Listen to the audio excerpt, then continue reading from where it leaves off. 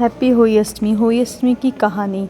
होली अष्टमी पर्व से संबंधित विभिन्न पौराणिक कथाएं प्रचलित हैं। इन कथाओं को पूजा करते समय स्त्रियां एक दूसरे को कथाएं सुनाती हैं। होली अष्टमी से संबंधित प्रचलित 2 कथाएं निम्न हैं।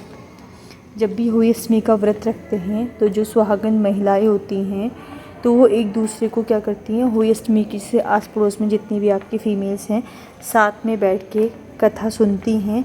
और कथा सुनने के बाद सबके घर में अलग अलग रिवाज है तो पूजा साथ करते हैं। कथा। एक प्राचीन काल में एक साहूकार था जिसके 7 बेटे और 7 बहुएं थी। इस साहूकार की एक बेटी भी थी जो दीपावली के अवसर पर ससुराल से मायके आई थी।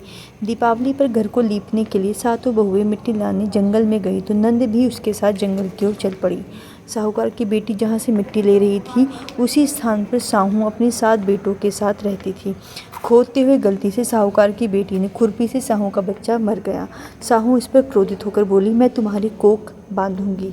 साहू की यह बात सुनकर साहूकार की बेटी अपनी 7 भाभियों से एक एक करके विनती करती कि वह उसके बदले अपनी कोख बंधवा ले। सबकी छोटी भाभी नंद के बदले अपनी कोख बंधवाने के लिए तैयार हो जाती है। इसके बाद छोटी भाभी के जो भी बच्चे थे वह सभी 7 दिन बाद मर जाते।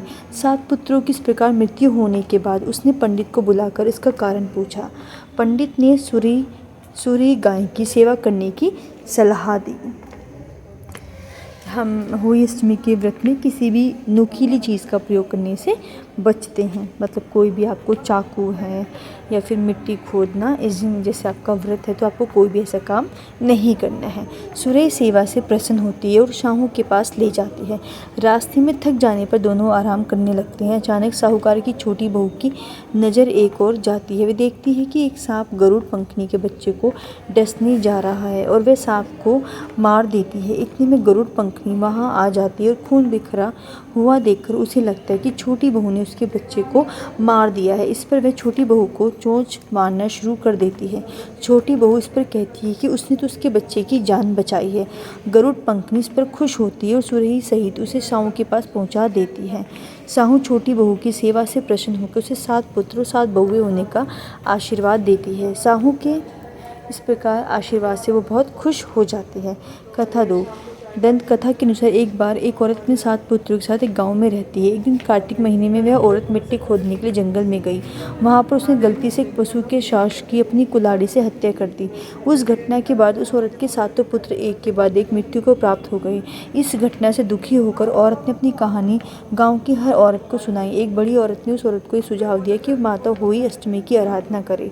पशु के शावक की सोते हुए हत्या के पश्चात उस औरत ने शावक का चित्र बनाया और माता होली अष्टमी के चित्र के साथ रखकर उनकी पूजा करने लगी। उस औरत ने 7 वर्षों तक होली अष्टमी का व्रत रखा और आखिर में उसके 7 पुत्र फिर से जीवित हो गए।